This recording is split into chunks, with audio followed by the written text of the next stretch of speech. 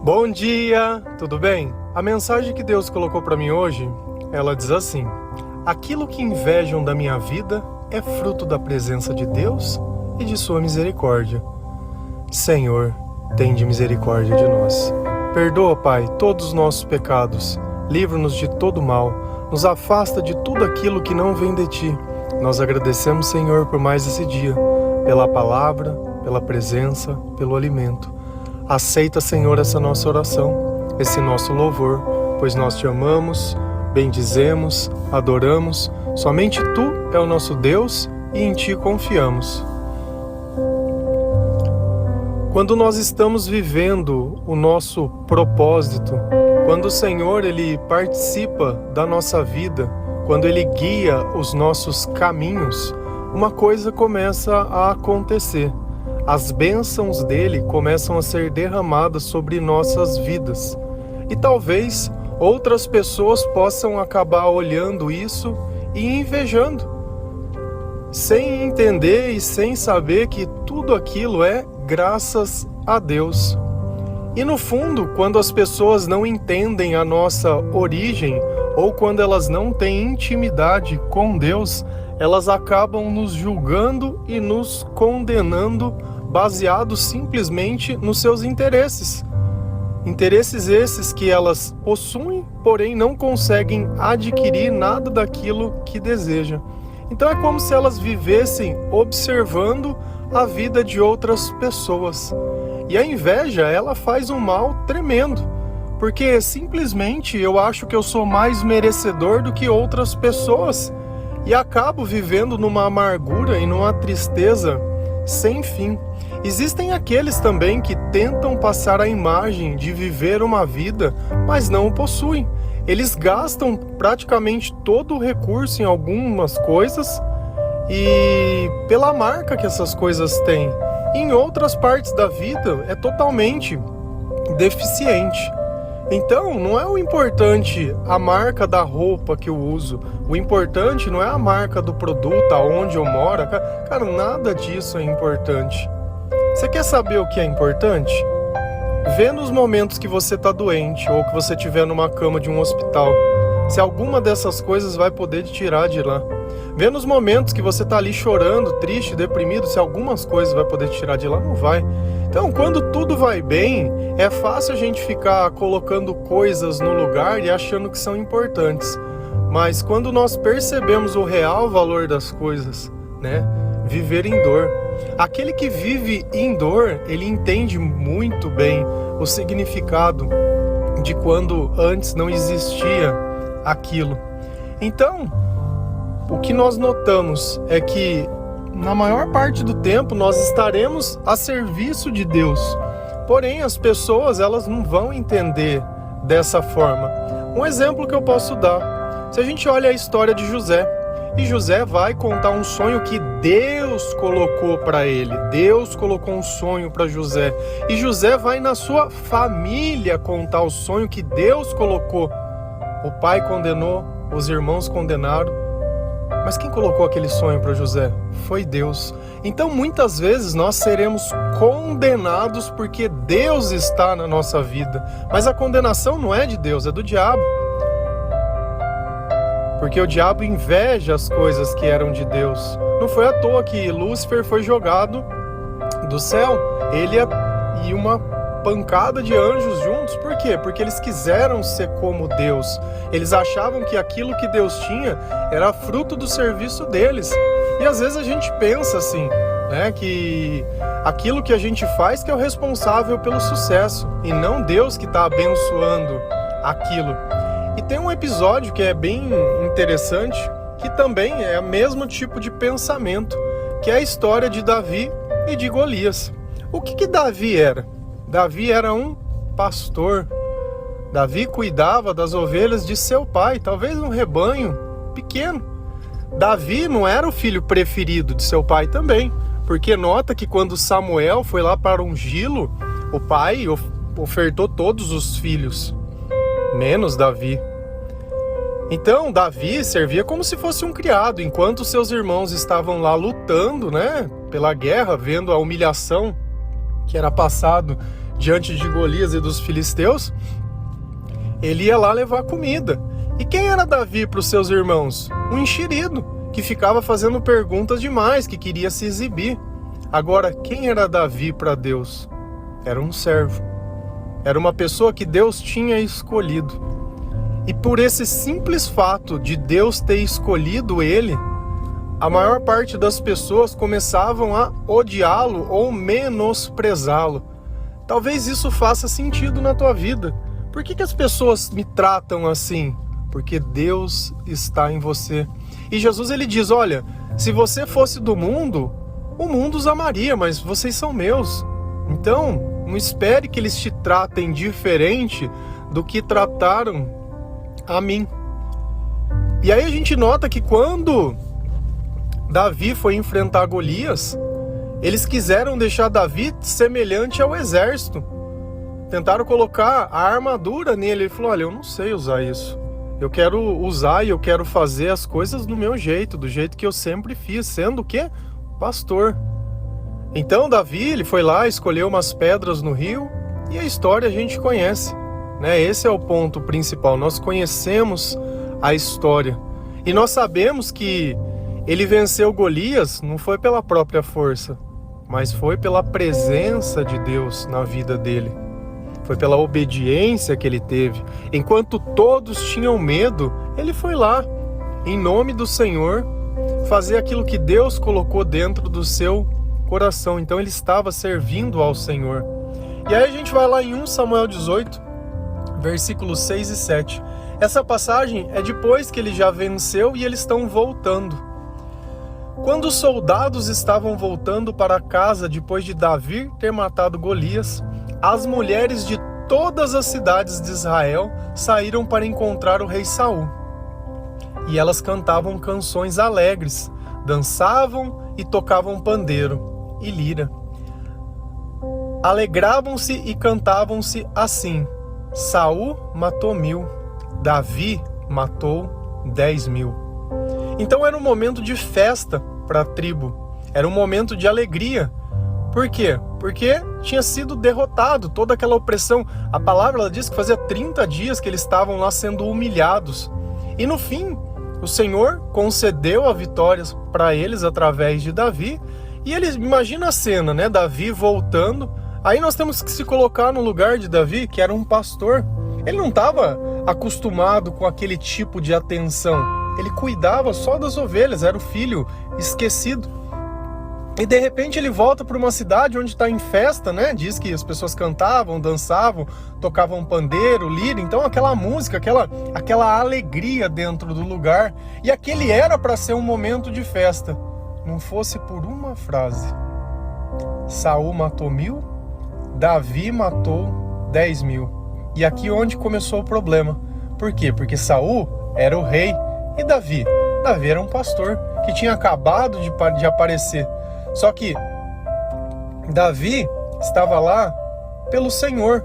Saul foi um rei também ungido pelo Senhor, escolhido pelo Senhor. Só que cada um estavam vivendo propósitos diferentes da mesma obra. Porém, Saul levou para o lado pessoal. Poxa, como assim? Eu sou o rei. Como que eu matei 1000? Por que essas pessoas estão cantando isso? E essa simples fala começou todo um problema na vida de Davi. Uma simples fala, uma simples interpretação. Um momento que era para ser de festa começou a se tornar um dos piores momentos, porque ele vai ser perseguido por Saul até a morte dele, até a morte de Saul. Por esse sentimento desse dia. E essa é a importância das vezes a gente fazer uma reflexão de o que tem motivado a minha vida. Saul devia lembrar o tempo todo desse momento. E ele esqueceu que em dado momento, né, quando o demônio entrava dentro dele, a única coisa que acalmava era a adoração de Davi através da música, que tirava esse demônio de dentro de Saul. Olha como nós abrimos brechas na nossa vida mediante acontecimentos. Só que o que Saul sentiu? Sentiu inveja. Se a gente continua lendo a palavra, vai ficar mais evidente isso que eu estou falando. 1 Samuel 18, versículo 8 e 9. E Saul não gostou disso, ficou muito zangado e disse: para mim, as mulheres deram 1000, mas para Davi deram 10.000. A única coisa que está faltando agora é ele ser rei. E desse dia em diante, Saul começou a ter ciúmes de Davi e a desconfiar dele. Olha como Saul permitiu que o mal controlasse a vida dele. Qual é a palavra? Ciúmes. Ciúmes. Desconfiança. Eu não confio nele. Inveja. Agora falta ele querer ser rei, ele vai querer tomar o meu lugar. Ninguém estava falando nada sobre isso. Olha como ele começou a construir uma narrativa onde não tinha palavra, ninguém estava falando nada. E normalmente, pessoas que estão tomadas por espíritos malignos, ou por inveja, ou por sentimentos que não são da presença de Deus, elas vão começar a jogar situações que não existem no ar, subjugando coisas que não foram ditas, como se, olha, não, mas eu fiz isso, foi por causa disso. Se justifica, ao invés dele estar grato por Davi ter resolvido um problema que ele não conseguia resolver, ele pegou a resolução que Deus colocou e problematizou ela. E aí se tornou um problema ainda maior, porque Deus se arrependeu de ter escolhido ele. O cara que já era rei. Deus não se agradou mais dele. Olha como a gente pega uma situação que é para ser boa, mas ao invés de nós trazermos isso olhando o povo, ele quis olhar para ele. Vai querer pegar o meu cargo. Teu cargo não é de nada. A tua função não é de nada. E você tá aí apegado a um título, a alguma coisa. Quando vier a dificuldade, eu quero ver o que você vai fazer. Você não vai servir de nada. Dessa ideia de sabe quem eu sou, você é aqui. Se levar você para outro lugar, você não é ninguém.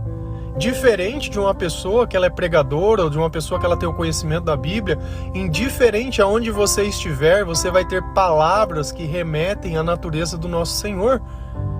E você vai ter a oportunidade de mostrar isso tudo diferente. Mas uma coisa é fato: enquanto nós estamos dentro do nosso chamado, vai ter pessoas que vão se aproximar de nós e não olhar o todo como a obra de Deus, mas como se você fosse um inimigo dela. Foi justamente isso que Saul fez, trouxe para ele. E foi justamente aí que o Senhor falou: bom, você não serve mais para ser rei. Quem vai ser rei vai ser Davi.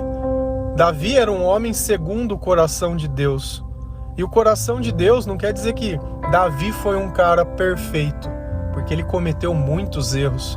Mas Davi se alegrava com as coisas do Senhor e sabia o valor da presença do Senhor. E aí sabe qual que foi a solução de Saul? Ele mandou Davi para longe, para ver se de alguma forma, no meio das batalhas das coisas, alguém o matava. Então, é isso que normalmente a gente faz. A gente se inveja, a gente se amargura e se afasta. 1 Samuel 18, versículo 13 e 14. Então Saul afastou-se de si, pondo-o como oficial, comandante de 1000 homens. Davi comandava os seus soldados na batalha, e tudo o que fazia dava certo. Por quê? Pois o Senhor estava com ele. O sucesso de Davi não era ele, era Deus. E o sucesso que nós temos não é nosso, é de Deus. Então aquilo que Deus nos confia é dele, não é nosso. Então nós não podemos olhar a nossa vida ou as coisas que nós temos como se fossem nossas. Senão nós vamos cair de novo no mesmo equívoco de Saul. É bem interessante, se vocês puderem ler esse 1 Samuel 18, que você vai ver que diversas vezes o demônio se manifesta no corpo dele, que Deus ele permite que um espírito mau vá até ele, e esse espírito ele acaba atentando contra a vida de Davi. Tem um episódio que eles estão dentro de um salão, ele pega uma lança e arremessa nele, tentando matá-lo. Por quê? O que Davi fez? Nada, mas é que as mulheres cantaram. Então, olha, eles pegaram a percepção de uma terceira pessoa que nem ele estava, e aquilo foi o suficiente. Uma fofoca, uma canção. E aí? que ele fez?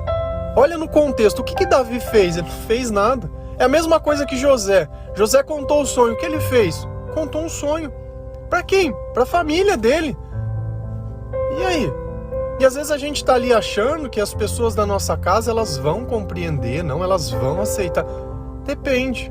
Tá na presença de Deus? Tá na unção de Deus? Tem a sabedoria de Deus? Tem capacidade para compreender. Não tem nada disso, você desculpa, mas vai reagir com a humanidade. Lá em Gálatas a gente sempre fala, eu acho que das passagens da Bíblia, para mim, são umas das mais importantes. Gálatas 5. Não a importância no sentido tanto quanto a de Jesus, né, ter nos salvado, sobre o perdão, mas para nós entendermos a presença do Espírito Santo e a ausência dele. E esses sentimentos que são descritos sempre de forma negativa são os sentimentos da ausência do Espírito Santo na nossa vida. E essa ausência, ela faz uma diferença muito grande. Por quê? Porque nós vamos começar a viver como se fôssemos carniceiros. Quando alguém fala alguma coisa, a gente já se arma, alguém faz uma fofoca, você já acha que o outro fez, e a gente vive naquele mundo imaginário. Ah, Davi quer pegar o meu reino, mas quem disse isso? Cara, ele estava ali te ajudando. Ah, não, mas essa daí quer fazer isso, não, aquele ali quer fazer aquilo. Quando a gente vê, a gente destruiu tudo que tinha. Tudo que tinha. E às vezes a gente olha a vida do outro que tem obediência, que tem temor, que tem se dedicado, que tem buscado, que tem feito, que cresce devagar, mas continua sempre crescendo. E você olha pro cara e fala, esse cara não gosta mais de mim. Esse cara não anda mais com pecador. Cara, quem que não anda com pecador se nós todos somos, pelo amor de Deus? Sabe, então a gente tem que parar de subjugar as coisas, de imaginar, deixa cada um ser o que é, deixa cada coisa ser o que é, eu não preciso imaginar, esteja onde estiver, seja o inimigo que for, Deus ele vai colocar lá e vai fazer o que tiver que ser feito. Eu ia trazer também mais uma passagem aqui, mas ia acabar ficando muito extenso, que é quando Davi, a Arca da Aliança, ela tinha sido perdida. E a Arca da Aliança para eles era algo muito sagrado, era muito querido, sabe? Eles amavam aquilo. E ela tinha sido perdida. E quando ela retorna à cidade, Davi está muito feliz. Muito feliz. Ele dança, ele louva, ele faz. E nisso, a mulher dele, ao invés de estar participando com ele do culto, da alegria, não. Estava de longe, observando. E falando, eu não gosto mais dele. Olha como ele é exibido. Olha lá. E quando ele chega em casa, ao invés dela se alegrar com ele, porque a arca tinha voltado na cidade, ela tá lá falando, ficou se exibindo no meio daquelas mulheres. Cara, olha como a gente perde a oportunidade de louvar junto, para querer trazer de novo para nossa vida. Davi foi fazer algo para Deus, e a mulher dele era de Deus? É claro que não. Fica nítido.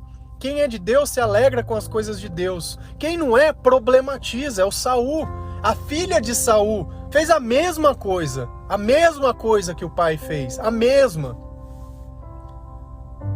E aí? E às vezes a gente não percebe, né, que ao invés de se alegrar com as pessoas que nos amam, nós criticamos, nós problematizamos. Pegamos algo que é de Deus e aí a pergunta, estava servindo a quem? Esse ciúme serviu de quê? Uma pessoa que de novo voltou, levou mais uma pancada.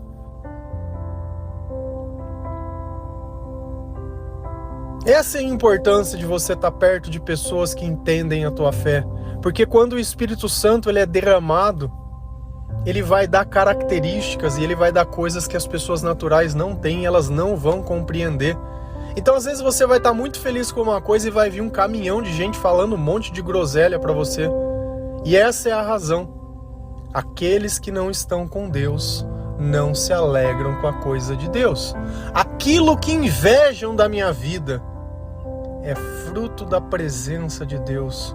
Então aquela perseguição, aquilo que as pessoas olham e não entendem, aquilo que as pessoas tentam pegar, tentam roubar, tentam subtrair, tentam maldizer, tentam inventar histórias, inventar mentiras. Não entende que aquilo não é porque nós merecemos aquilo. É pela misericórdia de Deus. Misericórdia não é merecimento. Deus não me dá as coisas porque eu sou melhor que as outras pessoas. Ele me dá porque a natureza dele é amor. E aí você pode se perguntar, poxa, mas por que eu não recebo nada? Você está buscando a presença de Deus? Está buscando a palavra de Deus? Está buscando arrependimento, a mudança? Está mudando conversão? Está arrependido? Então, o que você quer as coisas de Deus? Não tem sentido. Não tem sentido. E você pode continuar seguindo por esse caminho à vontade. À vontade. À vontade. Porque vai chegar um tempo que talvez você pense em tirar a própria vida. Talvez você se arrependa, né? Depois de estar lá, muitas vezes com a consequência dos teus atos, mas depois que sai, volta tudo como antes. Quem não aprende com os próprios erros, você está entendendo? Está condenado ao fracasso. Está condenado a viver observando os outros a viver. Não importa o lugar que você esteja. Se Deus estiver com você, vai ser glória e vai ser bênção. E ainda que todos possam dizer que não, se Deus disse que sim, o gigante vai cair. Amém? Que Deus abençoe cada um de vocês. Que o Senhor, Ele possa tocar o seu coração e te dar entendimento mesmo. Que Ele possa te dar paz, que possa te dar tranquilidade. Leve em conta as palavras das pessoas que processam a mesma fé que você. E esteja um pouco além. Esteja um pouco além. Veja se aquelas palavras, examine se elas estão relativamente de acordo com as coisas que são do Senhor, ou se é alguém tentando te convencer a fazer o que Ele quer. Porque enquanto Deus Ele prega a liberdade, o diabo Ele prega que você faça o que Ele quer. Não existe liberdade, é escravidão. Amém? Deus abençoe cada um de vocês. Feliz a nação cujo Deus é o Senhor. Um bom dia.